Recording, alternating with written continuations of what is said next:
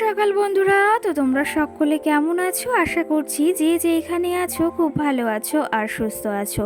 আজ নতুন আরও একটি ভিডিও তোমাদের সকলকে জানাই অনেক অনেক ভালোবাসা। আজকে হলো শনিবার আর এখন কিন্তু ঘড়ি কাটাতে সময় হয়েছে ওই সকাল 7টা। তো আজকের ব্লগটি আমি এই সকাল থেকে শুরু করছি তোমাদেরকে সাথে নিয়ে। আশা করি আজকের ব্লগটি তোমাদের খুব খুব ভালো লাগবে। তো চলো দেখতে থাকো। আজকে কিন্তু ঘুম থেকে উঠেছি ওই ভোর 4:30টার সময়। তারও ওঠার কারণ রয়েছে কি জানো তো, আজকে যেহেতু বাড়িতে মনসা পুজো, সেহেতু ভোরবেলা না উঠলে কি করেই বা হয় বলো তো। কত কাজই না থাকে বাড়িতে একটা পুজো কিংবা একটা অনুষ্ঠান হলে। সেই ক্ষেত্রে উঠেছি ওই 4:30টার সময়। আর উঠে কিন্তু এইদিকে আমার সকালে যে সমস্ত কাজ থাকে সমস্তটা কিন্তু আমি সেরে নিয়েছি। তার ভেতর জানো কত কাজ রয়েছে সেগুলো তোমাদের বলবো। কাজ বলতে ওই যে বাড়ির উঠানটাকে তো লেপেছি সকাল সকাল, আর সঙ্গে ওই যে বাসি যে সমস্ত কাজ ছিল ওগুলো তো রোজই করতে হয়। আর তার সঙ্গে ঘর বারান্দা পুরো একদম মুছে পরিষ্কার করে নিয়েছি। আর তার সঙ্গে ওই যে বাইরের ডোয়াগুলো, তারপরে ঘরের ওই নিচে দিয়ে সব মুছেছি। অনেক কাজ কিন্তু করা হয়েছে। যেহেতু বুঝতেই পারছো বাড়ি একটা পুজো আচরা হলে না, বাড়িটা যদি একটু পরিষ্কার করে না রাখি না, আর ওই যে নিজের মনের ভেতরও কিন্তু ভালো লাগে না একটা পুজো আচরা হলে যে বাড়িটা এমন হয়ে রয়েছে। যাই হোক, এদিকে সমস্ত কাজবাজ আমি সকাল সকাল সেরে নিয়েছি, আমার যে সমস্ত কাজবাজ ছিল। তারপরে এই যে একটু আলতা পরে নিলাম, যেহেতু বাড়িতে পুজো আর আলতা না পরলে কি করেই বা হয় বলো তো। একটা পুজো আচরা হলে না আলতা না পরলে ভালো লাগে না। তো সেই ক্ষেত্রে আমার সমস্ত কাজ যেহেতু হয়ে গেছে, সকাল সকাল একটু আলতা পরে নিয়েছি দু পায়ে। আর কি জানো তো, এই যে আমার যেহেতু কাজবাজ হয়ে গেছে আর ওইদিকে ঠাকুরের সমস্ত জিনিসও নিয়ে আসা হয়েছে, এখন এই যে আমি আলা চালটা ভিজিয়ে দিলাম। আর আজকে ওই যে বললাম দুধ কলা তো দিতে হবে, তার সঙ্গে এই যে দুধও আনা হয়ে গেছে। তো কি জানো তো, সকাল সকাল বলতে 11টার দিকে ঠাকুর মশাই আসবে, তখনই কিন্তু পুজোয় বসা হবে। আজকের ওয়েদারটা যেহেতু বেশ ভালো, সেহেতু কিন্তু মনটার ভেতরও বেশ ভালো লাগছে। বাড়িতে একটা ওই যে কিছু হলে যদি বৃষ্টি হয় সেই ক্ষেত্রে তো অসুবিধা হয়ই, সঙ্গে কিন্তু একটু ভালো লাগে না। আর প্রতিবার না এই মনসা পুজোর সময় কিন্তু বৃষ্টিটা হয়, কিন্তু আজকে সকালের ওয়েদারটা যে এতটা ভালো দেখলাম সেটা দেখেও না বেশ ভালো লাগছে। তো যাই হোক, সকাল সকাল ওইদিকে আলা চালটাও ভিজিয়ে দিয়েছি, কারণ আলা চালটা না একটু আগেই ভেজাতে হয়, ওটা একটু নরম হতেও টাইম লাগে। তো সেই ক্ষেত্রে ভিজিয়ে দিয়েছি। আর সঙ্গে বাড়িতে যে লোকজন এসেছে, যেহেতু ভাগ্নে ভাগ্নি ননদ, তারপর ননদ জামাই শ্বশুরমশাই সবাই এসেছেন, তো সেই ক্ষেত্রে সকাল সকাল ওনাদের জন্য চা বসিয়েছি আর মাম্মাম সোনার জন্য খাবার। কিন্তু বাড়িতে পুরোপুরি নিরামিষ, আগের দিনও বাড়িতে নিরামিষ খাওয়া হয়েছিল। আর আজকে যেহেতু পুজো, সেহেতু অবশ্যই তো নিরামিষ খেতেই হবে। তো সেই ক্ষেত্রে আজকেও নিরামিষ। আর মামামের জন্য এইদিকে বাড়ি তৈরি স্যারালাক্স, আর এইদিকে এই যে সঙ্গে রান্না করছি, মানে কেলক্স রান্না করছি। আজকে রোস্টটা রান্না করব না, আজকে কিন্তু এই খাবারটাই খাওয়াবো। আর সঙ্গে ওর জন্য ওই যে দুপুরবেলা সিদ্ধ ভাত করবো, আর সঙ্গে ওই যে লেবু তো রয়েছেই। বাড়িতে যেহেতু সকলেই নিরামিষ খাচ্ছি, সেহেতু মামামকেও নিরামিষ খাওয়াতে হবে।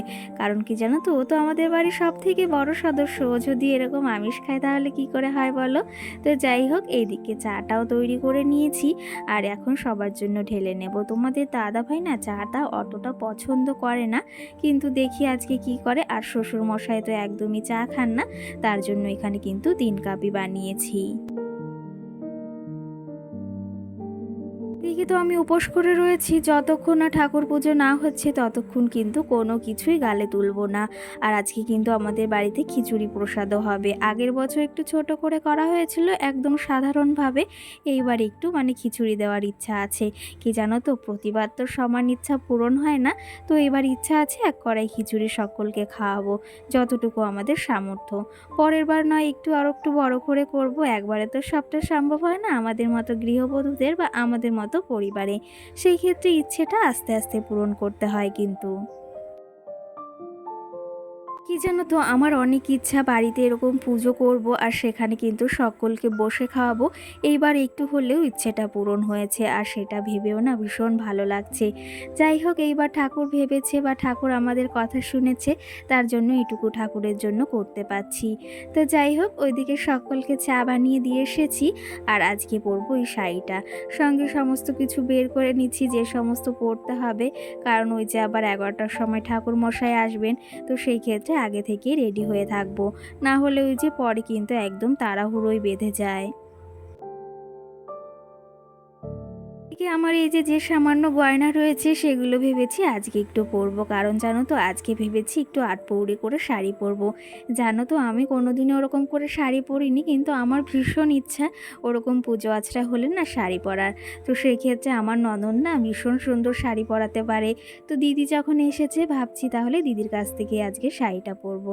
এইদিকে আমার শাখা বাঁধানোর সঙ্গে কানের, আর এইদিকে দেখো মঙ্গলসূত্রটা বের করে নিয়েছি। তো আমার কাছে যেটুকু গয়না আছে এতেই কিন্তু আমি অনেকটা খুশি। আর কি জানো তো, আমার এই নাকেরটা না আমার ভীষণ পছন্দের। আর কি জানো তো, আমার বলতে এটা কিন্তু মামামের নাকেরটা কিন্তু অনেকটাই বড়। আর আজকে যেহেতু পুজো সেহেতু ভেবেছি এই নাকেরটা পরবো। এই নাকেরটা পরলে না পুরো নাকটা জোড়া হয়ে থাকে আর দেখতে ভীষণ ভালো লাগে। এদিকে সমস্তটা বের করে নিয়েছি, গুছিয়ে রাখলাম।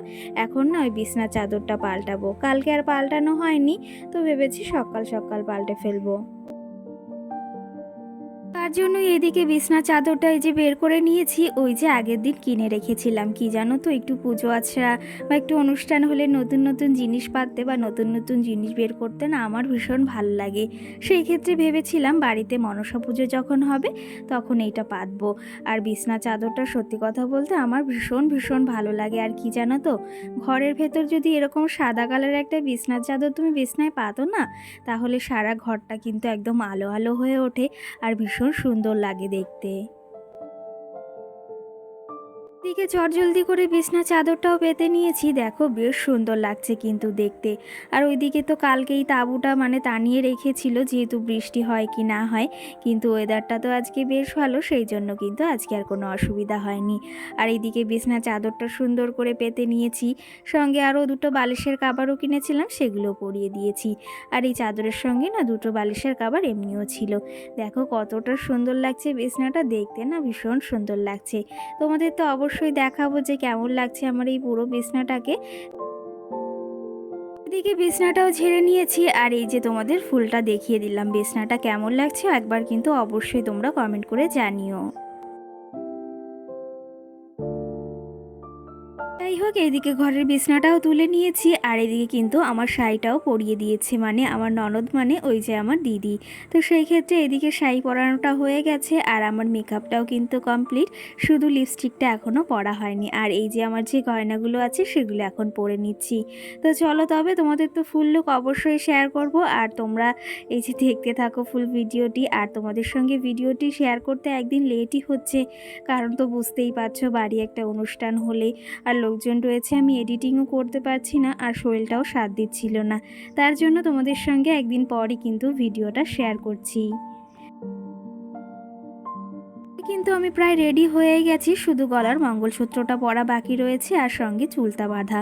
কি জানো তো, চুলটা তেমন করে বাঁধবো না, হালকা করেই এমনি বাড়ি যেরকম নর্মালি বাঁধি সেরকম বাঁধবো।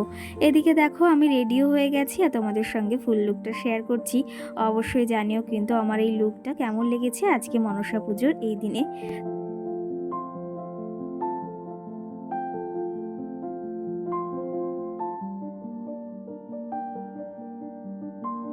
এদিকে তো তোমরা আমার ফুল লুকটা দেখে নিলে, অবশ্যই কিন্তু জানিও যে আমাকে কেমন লাগছে আজকে মনসা পুজোর দিনে। তো কি জানো তো, আমার না ভীষণ ভালো লেগেছে এই লুকটা। আর অনেক দিনের ওই যে বললাম একটা ইচ্ছাও ছিল এরকম করে শাড়ি পরবো পুজোর দিনে। আর সঙ্গে কিন্তু আমার মাম্মাম সোনাকে ওইদিকে শাড়িটা পরানো হচ্ছে।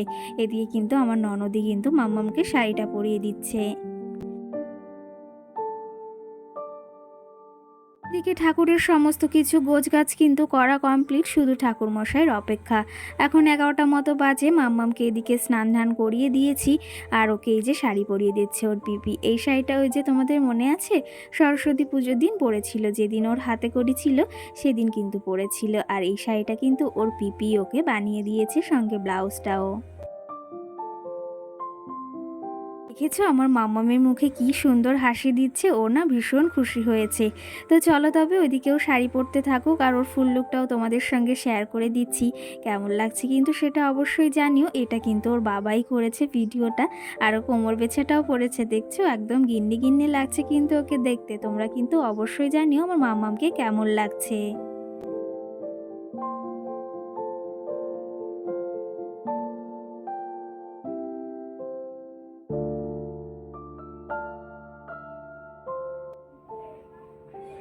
স্টার্ট হয়ে গেছে। তো বন্ধুরা, এই যে মনসা পূজার জন্য একদম কিন্তু রেডি হয়ে গেছি, তোমরা দেখতেই পাচ্ছ। আর কেমন লাগছে অবশ্যই জানিও। এখনো ঠাকুরমশাই আসেনি, 11টার সময় আসার কথা ছিল। তো এখন প্রায় 12টা বাজতেই গেছে। রেডি রেডি হয়ে আমরা এখন একটু এসেছি ছাদে কাকিমাদের। কটা ভিডিও করব, ছবি তুলবো, তোমাদের সঙ্গে অবশ্যই শেয়ার করব। আর এই দেখো আমার ননদ মানে আমার দিদি কিন্তু আমাকে শাড়ি পরিয়ে দিয়েছে। এই যে কিন্তু প্রথমবার আমি এরকম করে শাড়ি পরলাম, আগে কখনো পরিনি। কেমন লাগছে অবশ্যই জানিও কিন্তু। আর এরকম করে শাড়ি পরার না আমার অনেক দিনের ইচ্ছা ছিল, যে এরকম করে একটু শাড়ি পরবো পুজোর সময় কিংবা কোনো বিয়ে অনুষ্ঠানে। তো এই যে পরেছি, কেমন লাগছে জানিও। আর এখনো ঠাকুরমশাই আসেনি, তার জন্য একটু ছাদে এসেছি। আর আজকে কিন্তু ওয়েদারটা বেশ ভালো, রোদও ওঠেনি, মানে রোদ উঠেছে, বৃষ্টি হয়নি। বৃষ্টির ভয়টাই পাচ্ছিলাম, প্রতিবার কিন্তু এই সময় বৃষ্টি হয়, তো সেই ক্ষেত্রে আজকে বৃষ্টি হয়নি। তো চলো তবে এখন কটা ছবি তুলবো, কটা ভিডিও বানাবো, তারপর তোমাদের সঙ্গে ঠাকুরমশাই আসলেই একবারে দেখা হচ্ছে। আর আমার মামাকে তো দেখতে পেয়েছো কেমন লাগছে, শাড়ি পরেছিল, টিপি পরিয়ে দিয়েছিল, এখন আবার কিন্তু খুলেও ফেলেছে, ওই একটু 5 মিনিটের জন্য পরেছিল। তো আমি আর মামা এক কালারের শাড়ি পরেছিলাম। তো চলো তোমাদের আরেকটু দেখিয়ে দিই।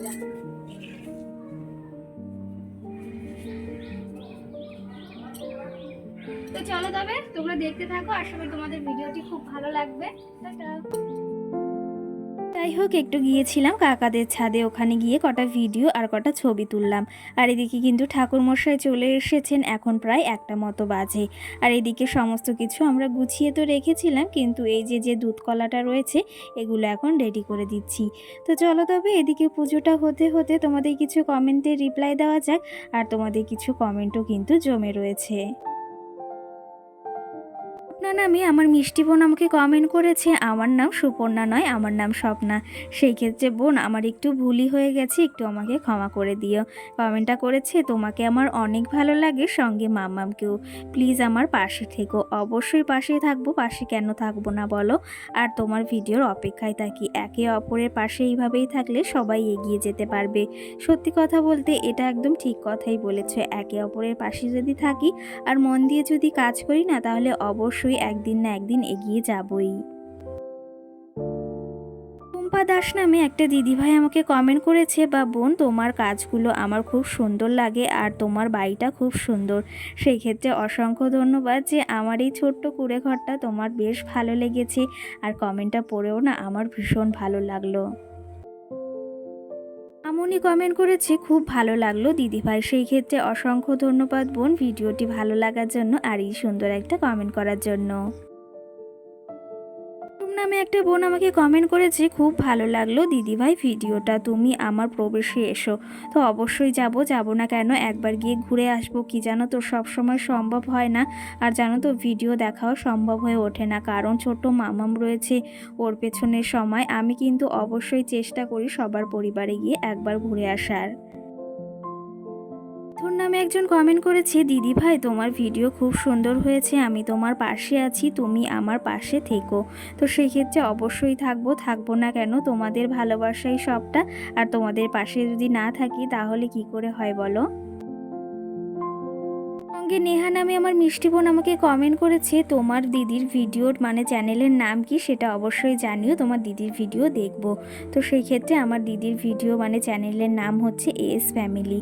তো যাই হোক, আজকে অনেক কমেন্টের রিপ্লাই দিয়েছি তোমাদের।